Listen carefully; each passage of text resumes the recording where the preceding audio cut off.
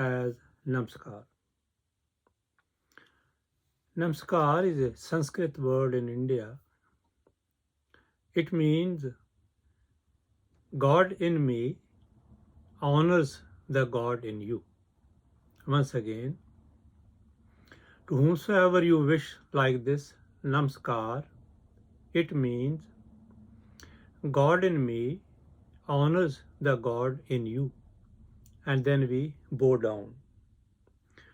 Bowing down is like you humble yourself, you humble your pride, that you bow in front of another human who is a God in itself. So we say, God in me honors the God in you. So all of us are the God in making. We are part of God. Everyone is part of God.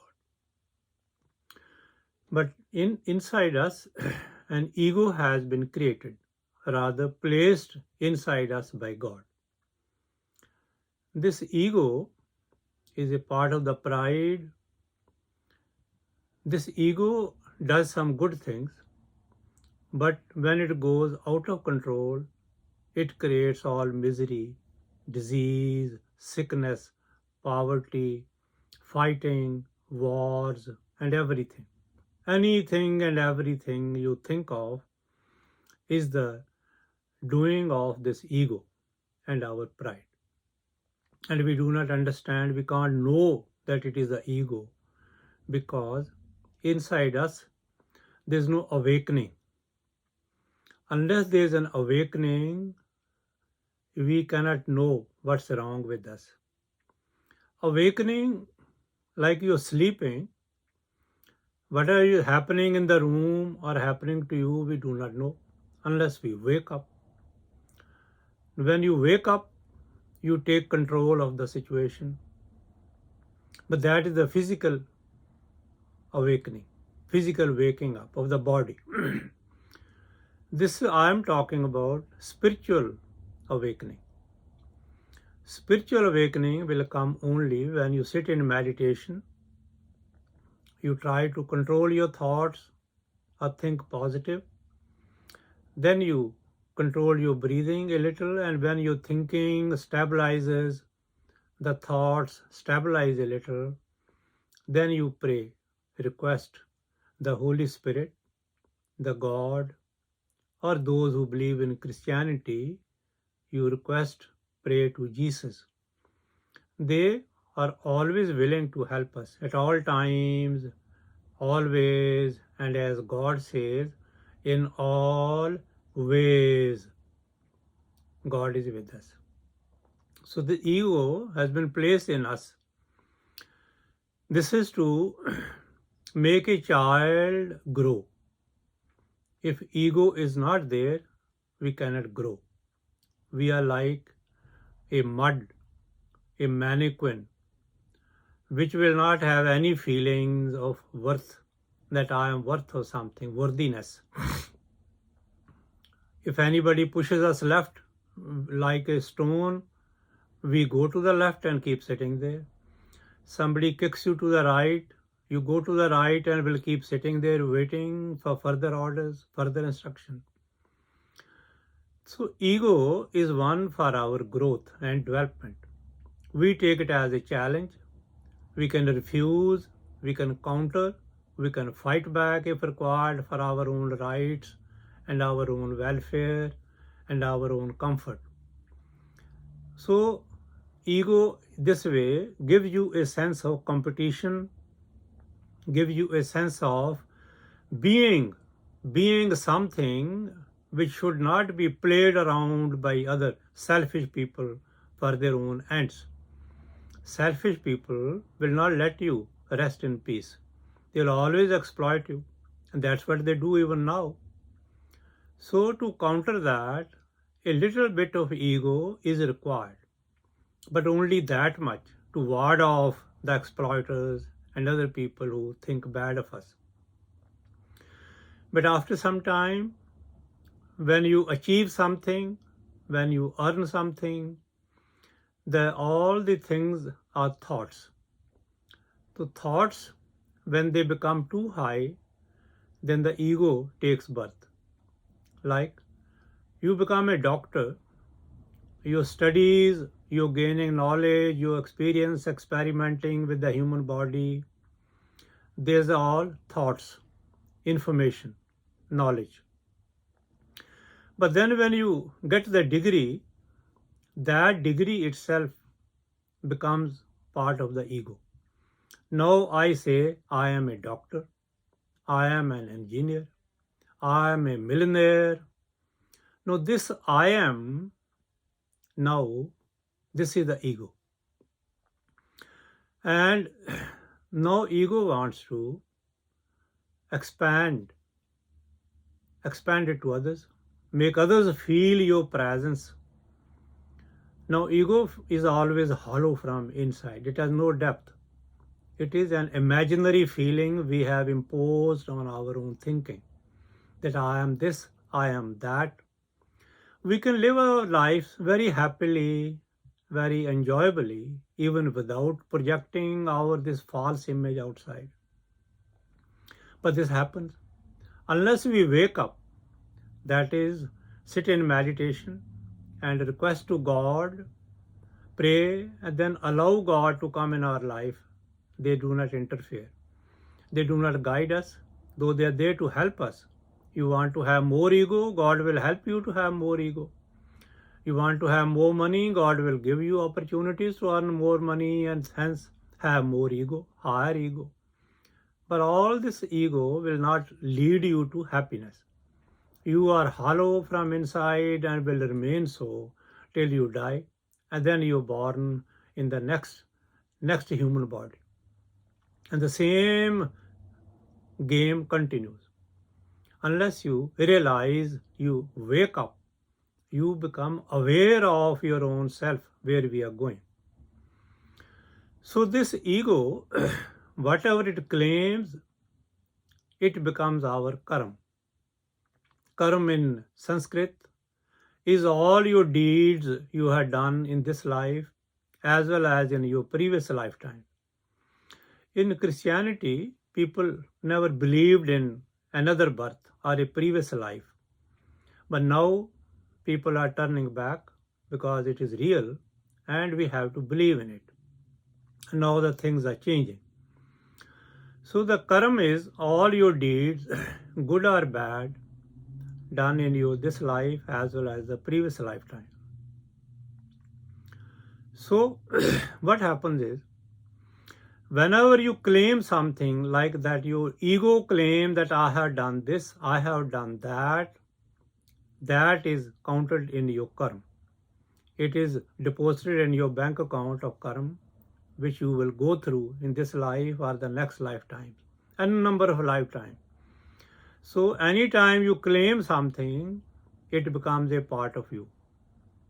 But as a child, if you are innocent, you are simple, you do a mistake, even the law doesn't punish you.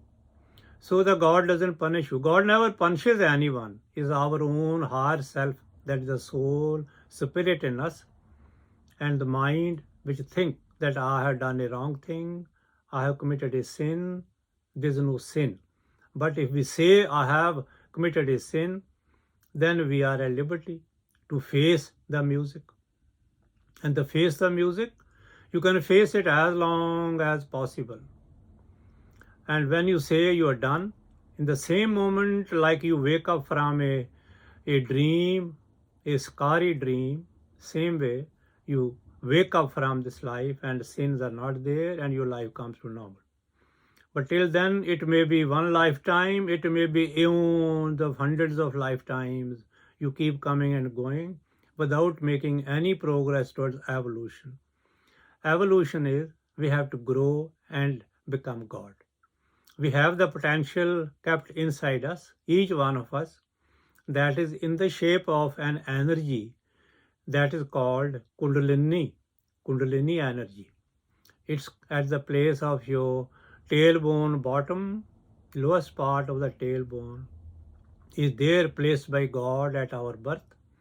You have to activate it. It doesn't get activated, though it's supporting you, but it doesn't take you to the higher realms unless you activate it. There are different ways. I will not go in that in this video, but we will talk about it in subsequent videos. So the ego is creating your environment, is creating your life, and when ego becomes too much, we think only negative. But ego is not part of God. God is all positive, is all truth, is all love, joy, life, all these things God is. But ego doesn't believe in this. Ego thinks, I am something special. I am different. I am separate. I don't need anybody to help me, assist me. I have money. I can look after myself. In this way, we create negative feelings, negative thoughts. We talk negative, bad about others. We do backbiting. We are jealous. We are angry. Then we worry about the future. We get into anxiety and depression and suicide and all the diseases you name, right from common cold to cancer. All these problems are created by our negative thinking. We blame the weather. You get a common cold and you blame weather. It's not weather. You get common cold even in the hot month of June, July, August. There's no cold at that time, but you just blame. Ego has to blame others. It never takes blame on itself, its own self. And ego never forgives anyone. Remember these things. And without forgiveness, there's no evolution. That's why I said yesterday also in my previous video, this is the forgiveness word has come with us from Jesus. When he's being crucified and he asking God, God forgive them. They know not what they do. Look at the level. At what level Jesus is operating, his mind is working. Look at this. And look at our levels. We are ready to fight at every moment. We keep looking forward to fighting and ill will and separation and creating discord within us, then within the family, then within the society, and then within the country and the world. We all are good at creating discord. 80% population of the world is below the level of thinking. They are all working on instinct. Like animals, whatever first instinct comes in the mind, they go ahead. They steal, they rob, they kill, they never look back. Is it a good thing? Am I harming somebody? Because that will only come when you are awake. If you are not awake, then you cannot think, okay, is this job good for me? Will it connect me to God, to a higher power? Is there goodness of everyone's welfare involved in this? Or is it only for my own petty thinking? I am not earning, but I am stealing. I am not doing a job, but I am robbing people of their possession, their valuable, their money. And hence, I am losing peace of mind, my own, as well as the people whom I harm. And all this you have to pay back. Maybe in this life, you are put in prison, jail, but if you can avoid that, the next life will go to a more miserable family, more miserable place on the globe. Where there is a war, disease, famine, poverty, and infighting. You will go there in the next life because your soul has to learn a lesson. And to learn a lesson, it goes to that particular school. That is the family environment, that is the school where we go and we have to learn. We have to pay back. There's no question of avoiding it. We cannot avoid it. There's no way. You may take 100 lifetimes, thousands of lifetimes till you pay it back, or you say sorry, seek forgiveness. Till then, there's no turning back. There's no U-turn.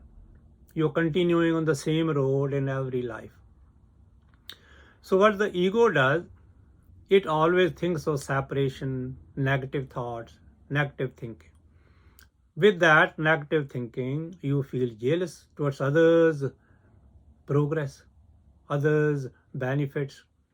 And with that, you curse them, you curse God, And all these curses go around the globe and come back onto you. This is a seed.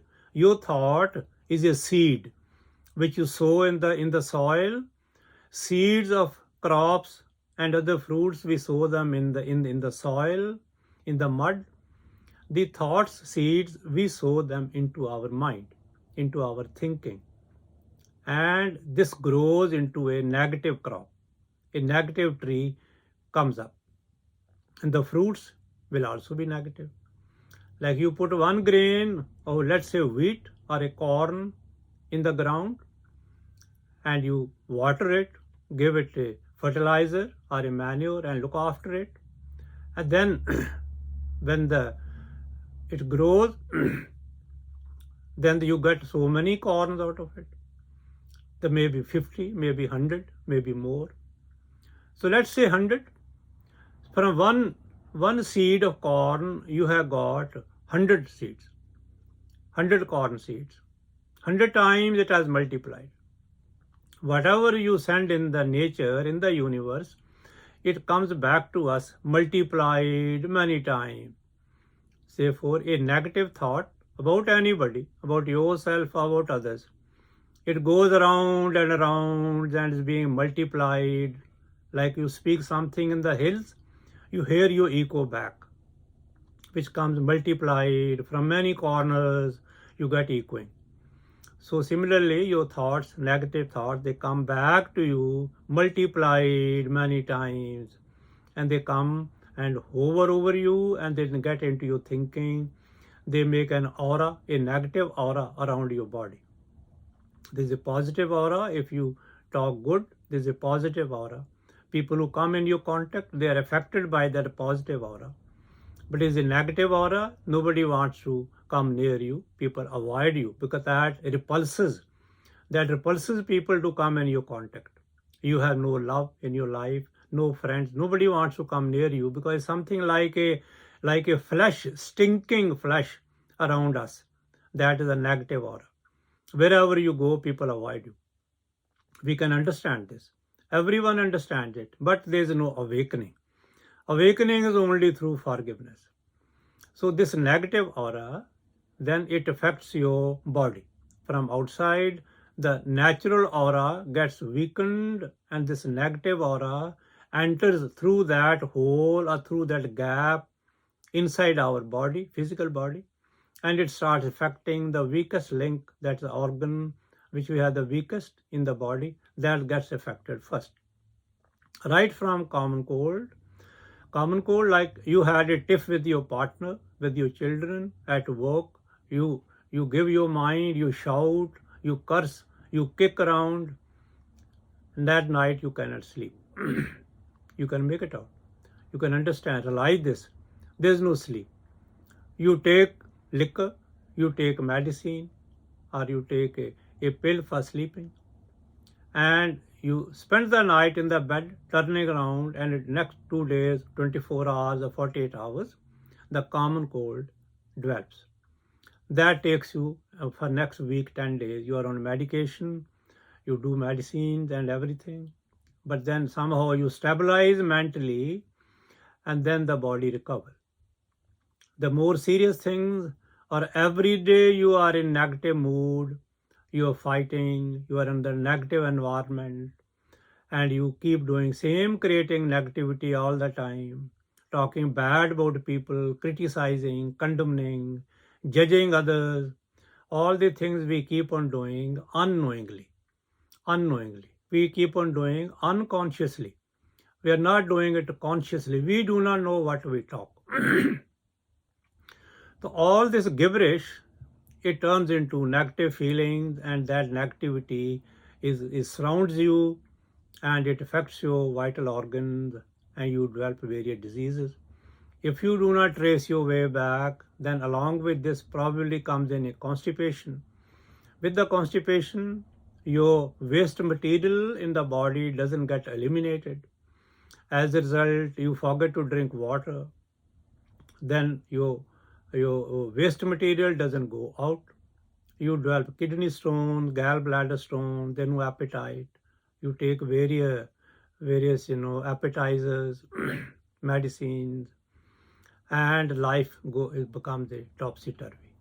It's not a happy, no healthy. I don't see many healthy people moving around on the roads here. People are miserable. Look at their faces, the eyes are withdrawn, deep inside, they're thinking. They pass next to you, nobody even looks at you, nobody even shares a good morning, good evening. There's no smile, no real smile. If there is a smile, it's artificial. People do smile in front of the camera only, not in their lives.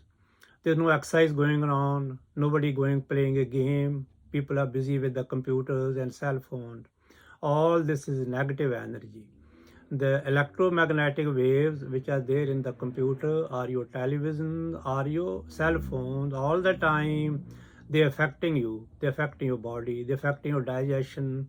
The laptop on your lap, it affects your reproductive system, it affects your appetite, it affects everything. Your memory, your eyes, everything goes weak. The reason we don't laugh, we are not connected to God. God is power. God is all powerful. All power flows from God. So therefore, we are not connected to God. Our batteries do not get recharged properly. And as a result, the body starts decaying, and in 50, 60, 70 years, we call it bye-bye.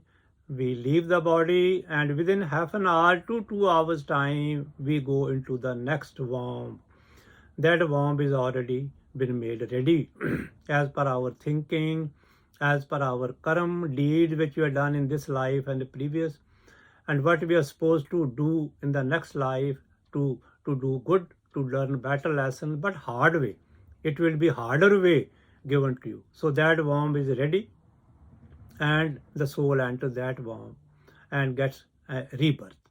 And the same matter, same rigmarole, same story, same play is enacted again and again and again, indefinitely, till you pardon people, you forgive them, seek their forgiveness, request God, be compassionate, be human, get into humility and love. Love and love and love. So the ego creates all our problems in the life and in the body, in the mind, and we are miles and miles away from salvation. Like that, our diseases. Now, some disease, some sickness, children get when they are born, right at the birth, deformities or some other problem. This is from their previous lifetimes, mostly.